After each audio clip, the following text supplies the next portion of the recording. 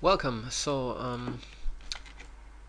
player from Italy, and we play the King's Indian defense. So with d6, castle, e3 is possible. Normally you play e4. This is more cautious, and here we can try either to attack the center with e5 or with c5.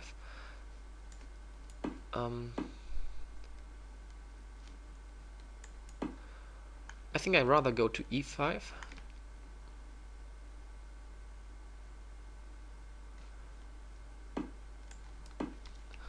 Okay, but if he really wants to play e4, that's why rook e1 is a move maybe, yeah? He wants to support his pawn. I wonder why he didn't move e4 directly. So,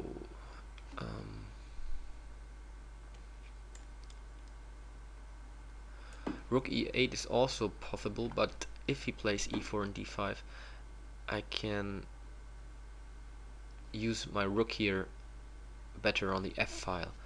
But I think here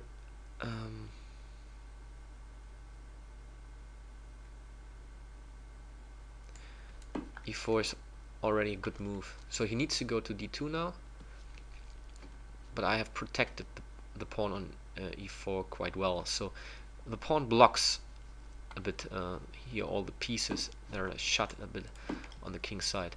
So what does he want to do now with his pieces? Okay, he attacks d6. So I want to move the bishop to f5 again to support here the pawn.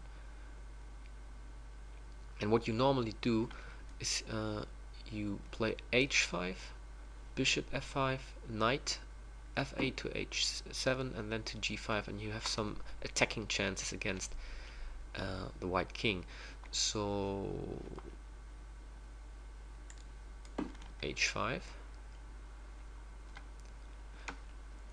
and I wonder what his plan is. Does he really want to open up the center? How does he want to do it? Okay, with f3.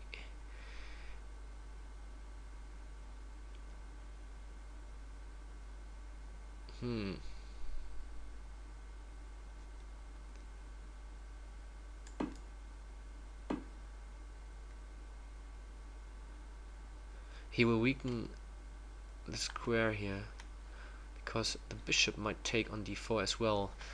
So let's attack the weak spots here. So e3 and h2 is weak. Yeah, now I can take with check. Check. This is like a disaster because afterwards I can enter here. I can enter on f2 with check or on e3, attacking the queen and the rook. So this is no good news for white.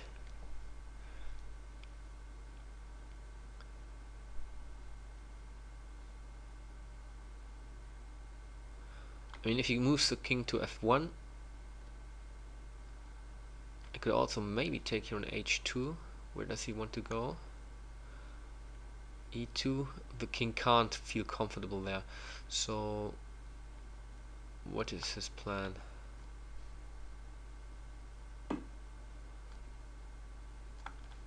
Yeah, but here check.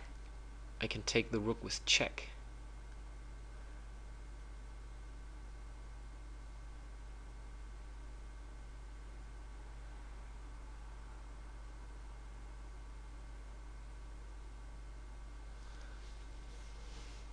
And I mean, white can resign. I hope he does, because I mean, this is just check. a bit useless. Okay. I thought first about playing queen h4, but he can take with the knight and he protects f2. So white resigns. Yeah, I could have played just knight e3, check, and he has to take with the rook, and he's down a lot of pieces. So in the whole game, I mean, white played the cautious opening, but there were not that many mistakes. There was just one real mistake, but this mistake directly decided the game. So I think everything white does is is okay, and his position, yeah, is fine. I mean, this pawn looks a bit passive. The whole setup is a bit passive, but you can't say that there is no game going on. You know, it's just a cautious setup, and yeah, but here it's just like a blunder. Let's see how much time he spends. It's just like 7 seconds. So in a 5-minute game, he spent 7 seconds for a move to throw the whole game away. I mean, he can play a lot of moves. He can play knight f1, for example, trying to protect here the pawn as well. Or, maybe taking here the knight is also possible. Maybe even one knight to e4. Although, I mean, bishop f5 looks a little bit strange. The problem was that this knight is not very well positioned here, so he needs to move this knight, I think, maybe to f1 or e4. So